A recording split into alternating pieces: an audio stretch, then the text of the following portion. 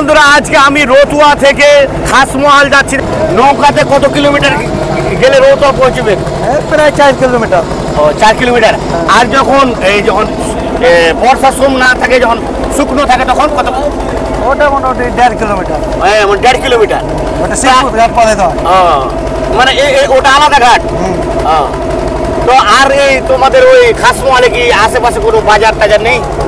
আছে 1 কিলোমিটার দূরে আছে। 1 কিলোমিটার দূরে। তো এখন কি বর্তমানে কি ওই মোটরসাইকেল বা আর কোনো টোটো আর কিছু নিয়ে কি যাওয়া যাবে ওখানে? না না, মানে চতুর্দিকে জল। জল। মানে ওখানে গেলেও নৌকাতে যেতে হবে নাকি? হ্যাঁ। দেখতে পাচ্ছেন চতুর্দিকে জল। মানে একটু ঘুরিয়ে দেখাও। মানে জল থই থই থই থই করছে। এখন এর মাঝে দ্বীপ দেখতে পাই, এরকম দ্বীপের মাঝে এরা বসবাস করছে। মানে এরা চতুর্দিক থেকে ঘেরানো একদমে।